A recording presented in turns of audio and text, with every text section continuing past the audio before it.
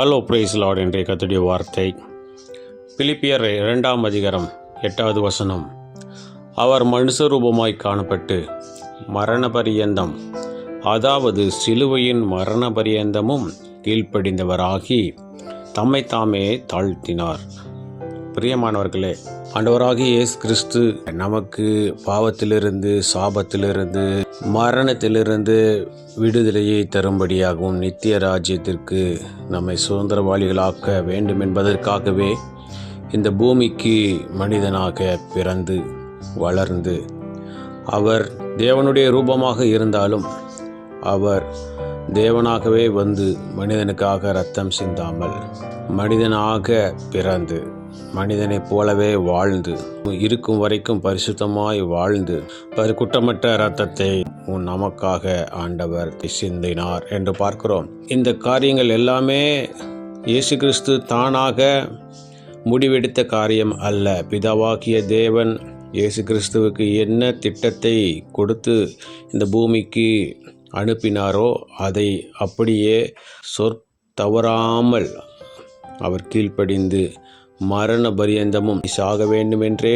உங்களை அனுப்புகிறேன் என்று சொல்லபோது நான் போகிறேன் என்று சொல்லி பூமிக்கு வந்து தன்னை தானே பிதாவினுடைய சித்தத்திற்கு விருப்பத்திற்கு ஒப்பு கொடுத்து கீழ்ப்படிந்தவராக தன்னை தாமே தாழ்த்தினார் என்று பார்க்கிறோம். இந்த நாளிலேயும் கூட அவர் நமக்கு முன்மாதிரியாக வாழ்ந்து காமித்து கொண்டு போயிருக்கிறார். ஆகவே நாமும் கூட நம்முடைய மரண பரியந்தமும் ஆண்டவருக்கு கீழ்ப்படிந்து அவர் சொன்ன வார்த்தைக்கு நாம் விசுவாசித்து கீழ்ப்படிந்து அதன்படி நடக்கிற பிள்ளைகளாய் இருக்கும்போது நிச்சயமாக எப்படி மரண பரியந்தம் கீழ்ப்படிந்து தாழ்த்தின இயேசு கிறிஸ்துவை இன்றைக்கு வானோர் பூதலத்தோர் பூமியின் கீழ் ஆனோர் எல்லாருடைய முழங்காலும் முடங்கும்படிக்கு அவருக்கு சகலவித அதிகாரத்தையும் ஆண்டவர் கொடுத்திருக்கிறார்.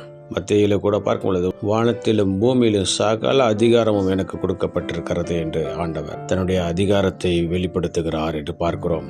ஆகவே அவர் முதலாவது கீழ்ப்படிந்தவராய் இருந்தபடியினாலே மரணத்தை வென்று பாதாளத்தை வென்று அவர் இன்றைக்கும் ஜீவிக்கிறவராக ஜெயித்தவராக சிங்காசனத்தில் பரலோகத்தில் வீற்றிருக்கிறது போல நாமும் கூட ஆண்டவருக்கு கீழ்ப்படிந்து மரண பரியந்தம் நம்மை தாழ்த்தி ஆண்டவருடைய கையிலே நம்முடைய வாழ்க்கையை ஒப்பு கொடுத்து வாழும்போது நிச்சயமாக நாமும் ஆண்டவரை போல நாம் எல்லாவற்றையும் ஜெயித்து பரலோக ராஜ்யத்தில் முக்கியத்துவமான இடத்துல அங்கத்தினர்களாக ஆண்டவர் நம்மை மாற்றுவார். விசுவாசிப்போம். இந்த தாழ்மையை நாம் தெரிந்து கொள்ள வேண்டும். முடிவு வரிந்த நிலை நிற்பவனை ரட்சிக்கப்படுவான் என்ற வார்த்தையின்படி தலைவலி காய்ச்சலுக்காக மாத்திரமல்ல நித்தியத்துக்காக நாம் ஆண்டவரை தேடும்போது நிச்சயமாக ஆண்டவர் நம்மோடு கூட இருந்து பெரிய காத்து செய்ய வல்லமுள்ள தேவனாக இருக்கிறார். பிரார்த்தனை செய்வோம். எங்கள் அன்பை நேசிக்கத்தான பரலோகத்தின் தந்தை, ஆசீர்வதிக்கப்பட்டதான தன்னாளிலே நீர் கொடுத்த நம்முடைய வார்த்தைக்காக நன்றி செலுத்துகிறோம். எங்களை ரட்சிக்க வேண்டும் என்பதற்காக எங்களை பாவத்திலிருந்தும் சாபத்திலிருந்தும் மரணத்திலிருந்தும் பிசாசின் பிடியிலிருந்து விடுதலையாக்கும்படியாக உங்களுடைய ராஜ்யத்தை பூமியிலே ஸ்தாபிக்கும்படியாகவே இந்த பூமிக்கு வந்து உண்மையே எங்களுக்காக கொடுத்து பிதாவின் திட்டத்துக்கு கீழ்ப்படிந்தவராகி தன்னைத்தானே தாழ்த்தி முடிவு வரைந்தும் வாழ்ந்தது போல நாங்களும் உமக்கு பிரியமுள்ள கீழ்ப்படிந்து தாழ்த்தி வாழ்கிற பிள்ளைகளாக எங்களை மாற்றுவீராக.